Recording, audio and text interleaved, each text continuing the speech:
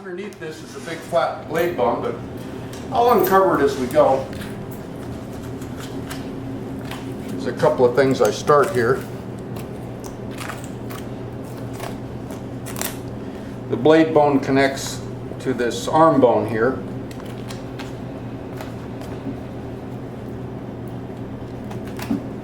And I start off there by marking the top of that with a knife. I'm going to have to turn this a couple of times.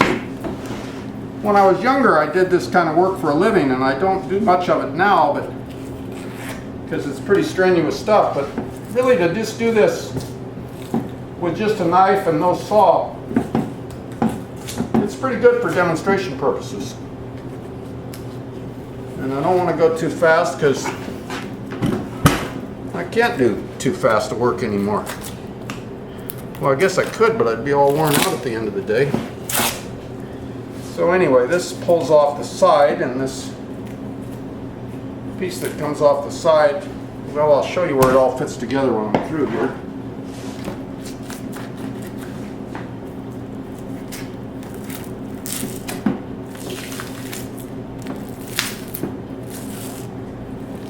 Thing about taking bones out of anything, whether it's a beef or pork or lamb or even a chicken, is you want to be cutting with your knife, but you want to be pulling things away more than you want to be cutting, because it just works better. Now that blade bone, when you get everything all marked, it just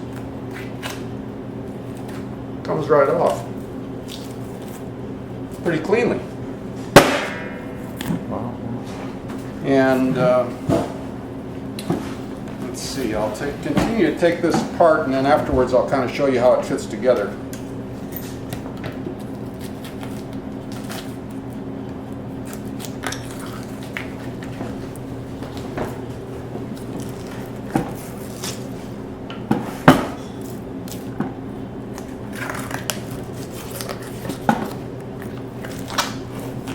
As I'm doing this,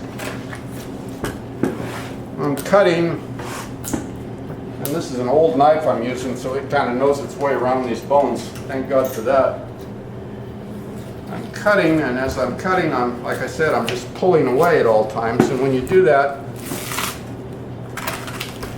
you know, the meat just kind of naturally comes away from the bone, and you don't have to clean things up so much afterwards.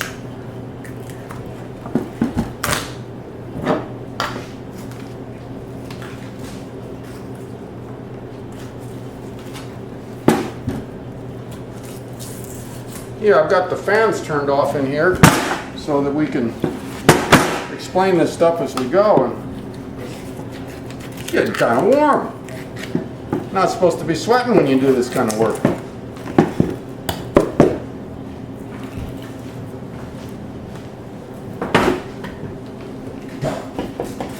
Anyway, this is the arm bone. And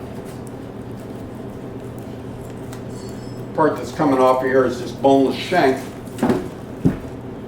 You know, normally it would go, if it doesn't go for soup bones, it just goes in hamburger. So we'll just get that out of the way. Did you turn that on? I don't think it's going to be that much of a problem. Oh, okay. And let's see. This part, this big part that I took off of that shoulder, is a part that gets called the clod or the cross rib. And part of what comprises it is this section in here, which is the flat iron. And you see flat iron steaks a lot in on menus in restaurants now. It's a kind of a tough looking cut because it's got a piece of gristle that runs down the middle, but it's actually a very tender piece of gristle. I don't know whether that's a self-canceling phrase, but as you cook it, it gets kind of soft. So anyway, that's the flat iron.